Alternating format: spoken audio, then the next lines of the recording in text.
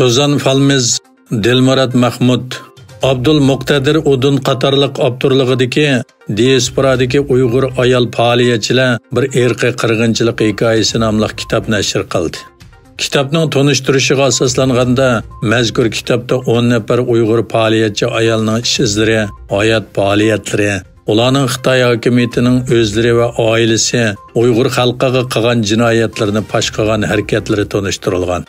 2021 yılı Tashqi munosabat jurnali e'lon qilgan mazkur temaga bag'ishlangan maqoladami bu haqda Uyg'ur ayollarining to'kpisi tanishtirilgan.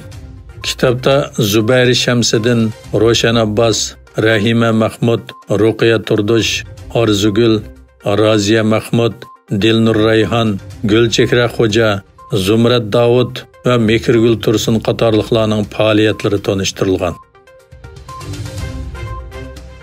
Türkiye'deki Şarkı Türkistan Mağrib Cemiyeti'nin o'rinlashtirishi bilan İstanbul Zeytunburun'da cemiyetinin aylık yığını bilan birleştirip merhum Abdulhakim-xon Hacimni xotirlash faoliyati o'tkazildi. Ustoz Abdulhakim Maqsum Hacimning hayoti haqida ishlangan film qo'yilgandan keyin jamoat arbobi Abduqodir Yobjon so'z qildi. O, ma'rif hareketining aslida ne bir iqtisodiy manba, ne bir davlatning yordami bilan emas, balki mustahkam fidokorona ruh bilan o'ttirg'i chiqqanligini, ana shu ruh bilan harakat qilib mushiyaga kelganligini, bu harakatlarning hammasi marhum Abdulhakim-xon Maqsum Hacimning yetakchiligida ishga oshganligini bildirdi.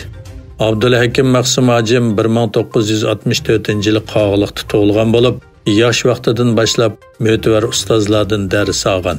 Keyincha ta'lim-tarbiya xizmati bilan shug'ullanib, nurg'un yoshlarni yetishtirib chiqqan. 1992-yili Xitoy tarafidan qo'lga olinib, 4 yil turmada yotgan.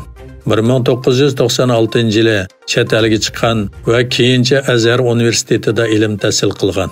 2005-yildan buyon oilasi bilan Istanbulda yashagan bo'lib, izchil da'vo yo'lida xizmat qilib, 2016-yili 22-dekabr tuyuqsiz beorom bo'lib vafot etgan.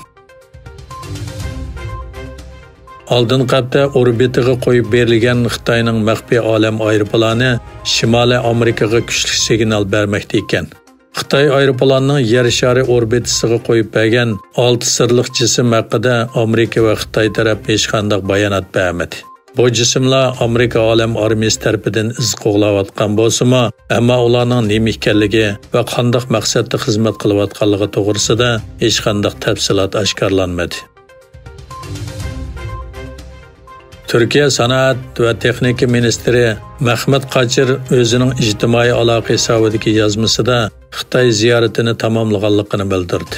Mehmet Qochir bayonotida mundaq dedi: "Uchirishlarimizda toklik mashina va batareya texnikasidagi oldingi qatordagi shirkatlarni mablag' selishga taklif qildik. Türkiye mablag' selish bilan ishlab chiqarish, ishga o'rlashish va eksport bilan davomli taraqqiy qiladi." Yana bir tarafdan Türkiye Savdo Ministerligi Xitoy va Tayvandan kelgan bir qism datlashmas po'lat mahsulotlarining to'kma qilib setilishiga qarshi turish tadbirlari haqida oxirgi tekshirishning boshlanganligini e'lon qildi. İsrail armiyasi tarafidan G'azza rayonining o'rta qismidagi Al-Mag'azi musofirlar rayonida fuqarolar turgan uylarga ilib berilgan havo hujumida kam deganda 70 kishining hayotidan ayrilganligi bildirildi. Yana bir tarafdan İsrail armiyasi qattiq bomba ostida qolgan G'azza rayonida 5 isroillik mahbusning jasadining tepilganligini e'lon qildi.